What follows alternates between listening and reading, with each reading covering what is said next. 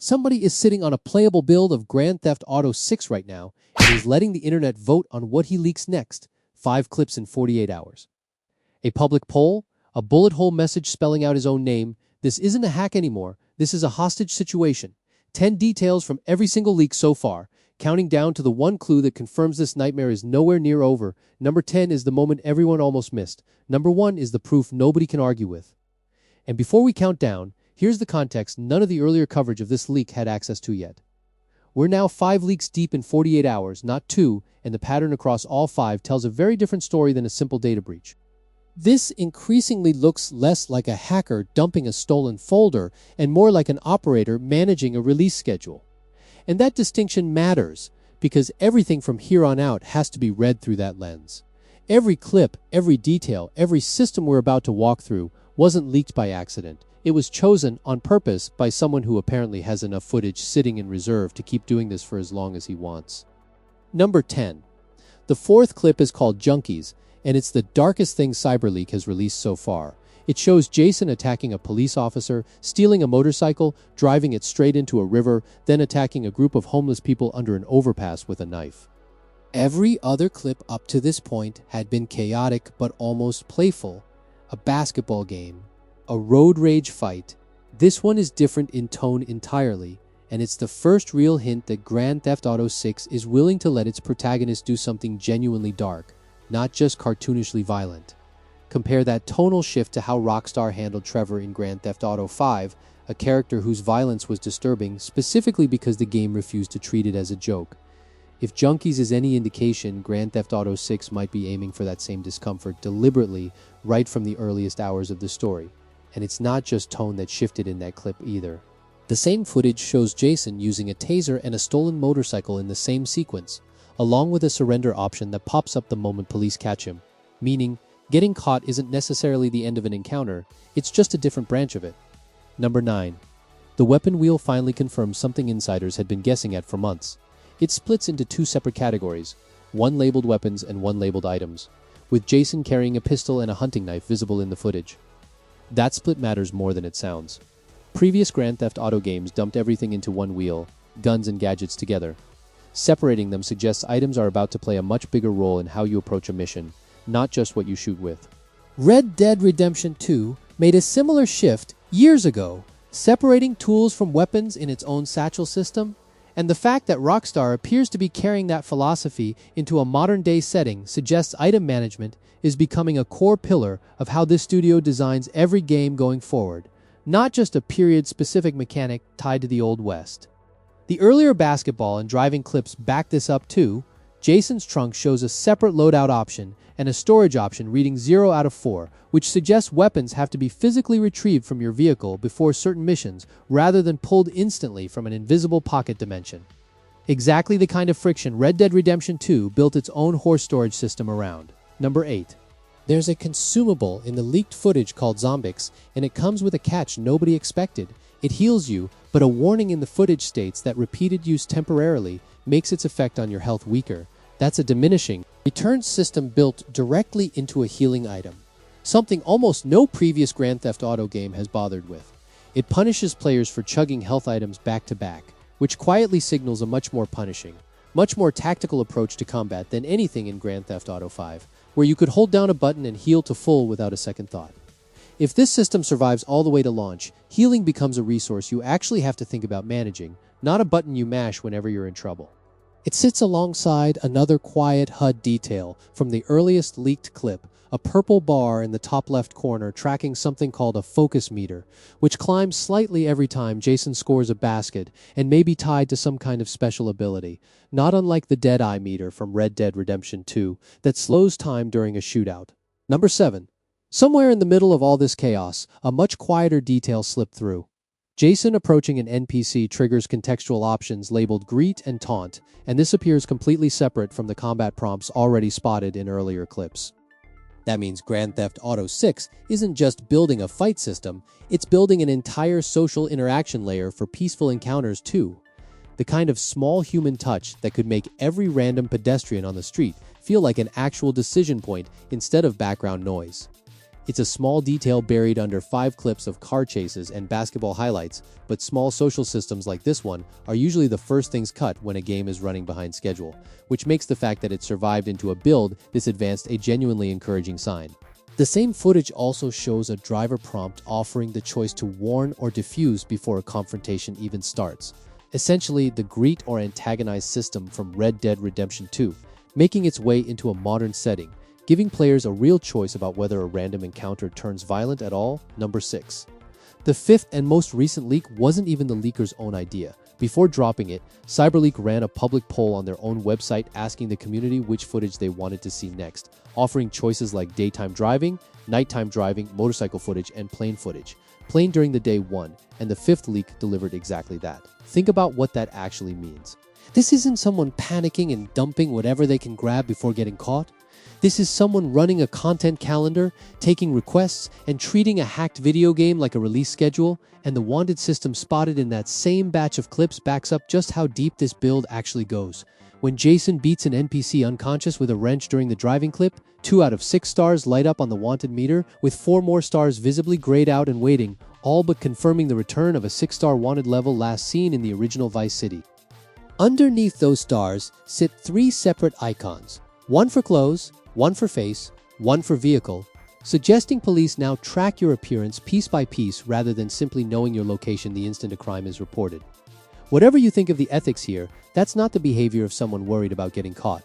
That's the behavior of someone who believes they have enough material to keep this going for as long as they want. Number 5. That fifth leak. The plane clip gave the internet its best look yet at the scale of Vice City from above. Daylight, biplane, sweeping cinematic camera shots following the aircraft as it banks over the skyline. Dense skyscrapers, packed roads, constant traffic, all visible from an altitude nobody had ever seen the game from before. And buried inside the same footage was a detail almost nobody flagged immediately. The radio menu includes an option labeled On Demand, sitting right alongside the traditional stations, and nobody has confirmed exactly what it does yet. If it lets players pull up any track whenever they want, instead of surfing between fixed stations, that would be the single biggest change to how music works in a Grand Theft Auto game, since the radio format was introduced decades ago and it's currently sitting there as a 2-word mystery nobody can fully explain. That same batch of footage also gave the clearest look yet at Jason's vehicle, showing both a fuel gauge and an engine health indicator, both partially depleted, hinting at an actual refueling mechanic and real vehicle damage tracking that could change how casually players treat every car they steal. Number 4.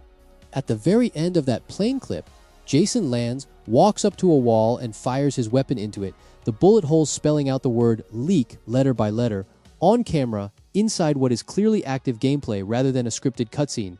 That single detail did more to convince skeptics this leaker has a working build than anything else released so far. Because faking a bullet spray that spells a specific word in real time inside an actual game engine is a completely different problem than faking a pre-rendered clip. You can composite a fake trailer shot by shot in an editing suite. You cannot easily fake a live physics-based bullet spray responding to camera angle and wall geometry in real time, not without the actual engine running underneath it. Insider Gaming has also reported that preview events for Grand Theft Auto 6 were already underway with press and select partners around the same time these clips started surfacing, though it remains unclear whether any of this specific footage originated from one of those closed sessions or leaked out through an entirely separate channel. Number 3. As all of this spread, fake Cyberleek accounts started popping up across Twitter, Discord, and even Telegram, some of them timestamped to look like they predated the real leaks. One imposter account edited a post's timestamp immediately after the real footage dropped, trying to steal credit in real time.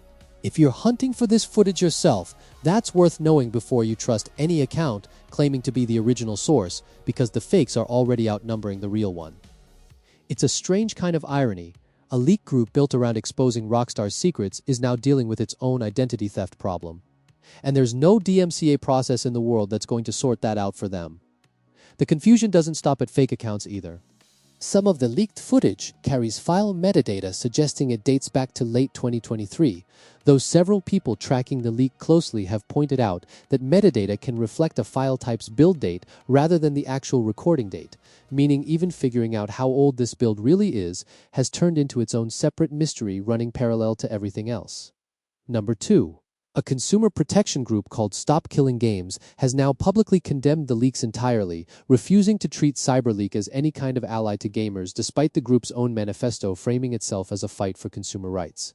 That's a genuinely awkward position for Cyberleek to be in.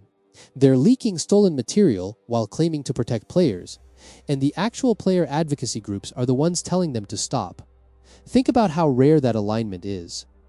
Consumer rights organizations and a massive publisher being taken advantage of by the same leak at the same time, for completely different reasons, is not a coincidence you see often in gaming. It's worth remembering here too that this isn't the first time Rockstar has faced a leak on this scale. Back in 2022, a teenager breached the company's internal servers using nothing more than a hotel TV and an Amazon Fire Stick, and he's reportedly still locked away for it, likely never seeing daylight. Again, for what happened to Take-Two Interactive that year? Whoever or whatever Cyberleek actually is, they are clearly playing a very different game than that original leaker ever did, treating exposure like a business model instead of something to hide from. Number 1. Here's the detail that should worry you more than anything shown in 5 leaks combined. People tracking the crypto token tied to this leak on Telegram and Signal are openly warning that the entire operation looks built for a cash out, watching the token's value climb in real time while predicting the wallets behind it will drain and disappear before any investigation can trace them. Every single leak, every clip, every manifesto post about gamer rights may exist purely to pump that number long enough for someone to sell before it collapses. If that's true, the footage itself was never really the point. It was the bait. Everything. The manifesto, the 3 demands, the countdown talk, the community poll deciding which clip drops next. All of it doubles as free advertising for a token whose value depends entirely on how much attention this leak generates, which means every view, every repost, and yes, every video covering it might be feeding the exact machine it's trying to expose. That's an uncomfortable thought to sit with, but it's also exactly why treating this leak with skepticism matters more than treating it with excitement. The gameplay details might be real. The systems might genuinely make it into the final game, but the person delivering them to you may be doing it for reasons that have nothing to do with gamers at all. 5 leaks, a working build, a bullet spray spelling out a username, a public poll deciding what gets leaked next, and underneath every bit of it, a financial operation that consumer advocates and crypto watchers alike are calling a setup. Whether Cyberleek genuinely believes in physical media rights or is simply running the most elaborate marketing stunt for a shitcoin the gaming world has ever seen, the leaks keep coming, and Rockstar keeps staying silent. Their 3 demands, ending digital-only pre-orders, removing paid single-player exclusives, and allowing offline play without a constant internet connection, sound reasonable on paper. None of them are likely to actually happen. Take-Two has too much invested in the current release strategy to reverse course this close to launch, and everybody covering this leak knows it, including quite possibly Cyberleek themselves. 9 days from now, on August 27th, we find out how much of this Rockstar has to address on stage, whether they like it or not. Rockstar has stayed completely silent through all 5 leaks so far, and that silence is starting to say almost as much as the footage itself. If you want the full breakdown of the leaked map that dropped alongside all of this, that video is on your screen right now. And subscribe, because Cyberleek has already promised 2 to 4 more clips,